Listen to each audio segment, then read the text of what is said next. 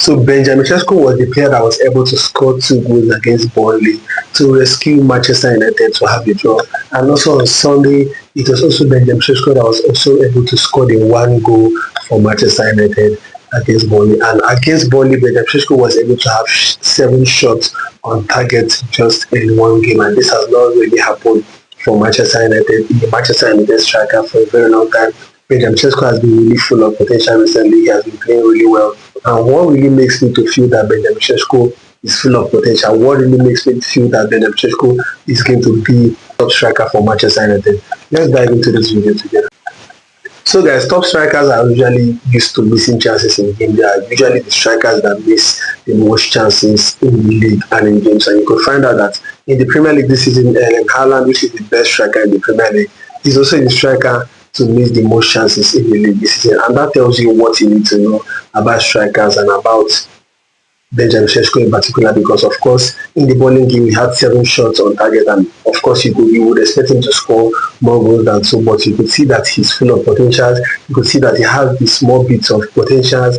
He's making the right movements. He has the right habits to succeed at Manchester United, and this is something we should be focusing on. And to put into context, you're going to find out that Rashford Fernandes in his first season for Manchester United was able to shoot only 21 shots on target, and also in the second season was also able to shoot just 13 shots on target in the whole season, while Benjamin Šeško has been able to record 7 shots on target in just one game against Burnley. And he was also very lively against Brighton. He was making a lot of right movements, making constant runs in the end, and he's constantly making runs that is going to make his teammates to find him in the game. So guys, let's actually analyze all the runs that Benjamin Šeško made against Burnley to further strengthen our point on how he's going to be an incredible striker for Manchester United.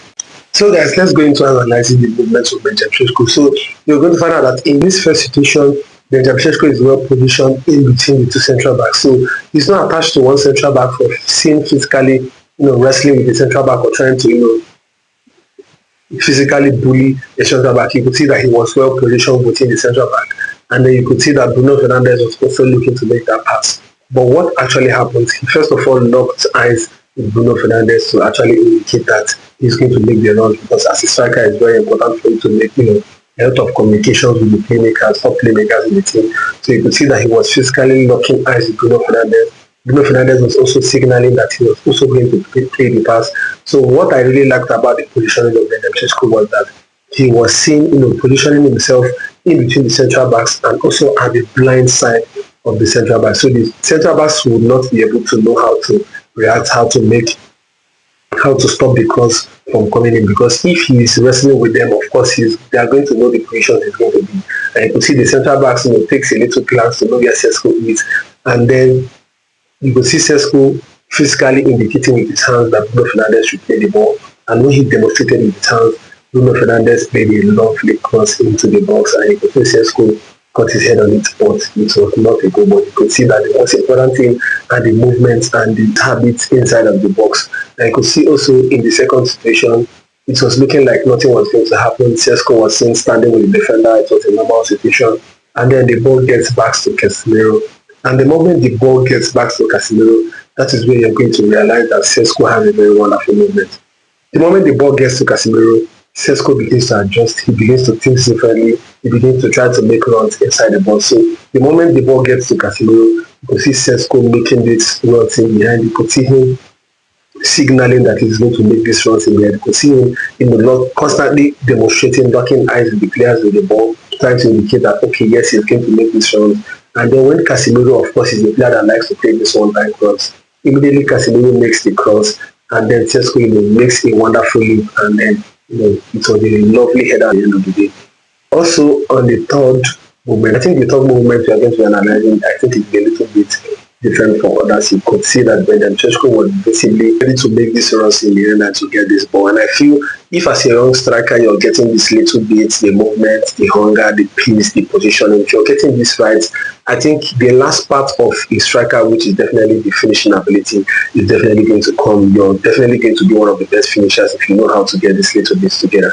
So you can see Shaw is with the ball, and immediately Benjamin Šeško makes these runs in behind. But you have to know that he doesn't make these runs with a lot of hard balls. He did not open up his body a lot, like completely. He did not open up his stride completely. He was not seen making a lot of explosive sprinting or runs in there, just like Rasmus Højlund would often do, and then keep himself in an offside position. But you could see Sesko was fully concentrated. He didn't open up his body because he knew that the pass can go either way. Because either the pass is being intercepted or it might not go through. So what happens is that when Shaw played the ball, you could see that the ball was at the back of Benjamin Šeško.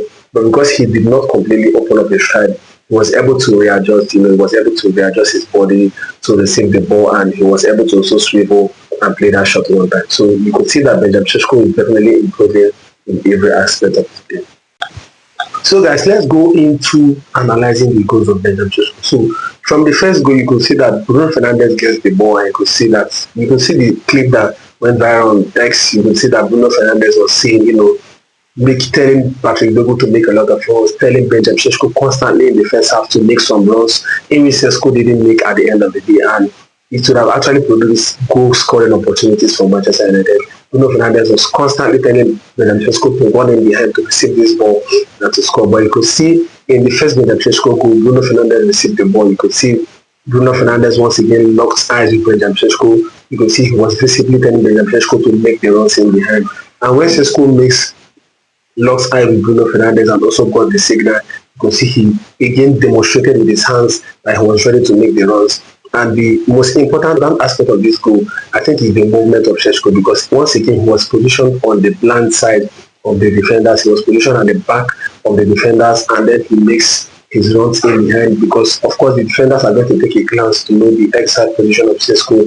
And the moment they make that glance, Sesko immediately makes this run in behind. And when he made the runs in behind, I think it was a very wonderful finish from Sesko at the end of the day. And then you could see the second goal. You could see he was 1v1 with the defender, because of course you and the defender is running towards goal. The defender is trying to defend his goal, and then of course you are trying to make sure that you deceive him with your runs. And that is exactly what Benjamin Šeško actually did, because he was running towards the right side of the pitch, which is into the box, and you would definitely expect, even also the defender would expect, that Sesko is going to make that runs inside the box and then try to score.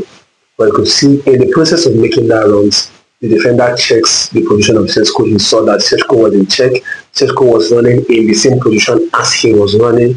And then in a split second after the defender made that check on Sesko, Sesko immediately specifically started running towards the left side of the pitch, which was basically the place Patrick Dogu was going to make the cross. And the moment he changed his runs, of course the ball came in from Dogu, and it was a very lovely finish from Sesko, because if he had rushed the finish and if his movement wasn't right, I felt that the ball would have gone over the bar. But because of his movement, because of the way he timed his runs, I think it was very easy for him to finish that goal. So that is what we want to actually talk about Benjamin Šeško, trying to analyze his intelligence in front of goal. You could see his goal against Brighton. Of course, Manchester United is one of the best set piece takers after Arsenal in the Premier League this season. You could see that it was yet again another set piece goal. It was yet again another ball played in the back post for Manchester United to be able to score from Benjamin Šeško. If you have not watched our video on set piece, I want you guys to go to that Old Trafford now and watch our video on Manchester United set piece situation and how we tend to score a lot of set piece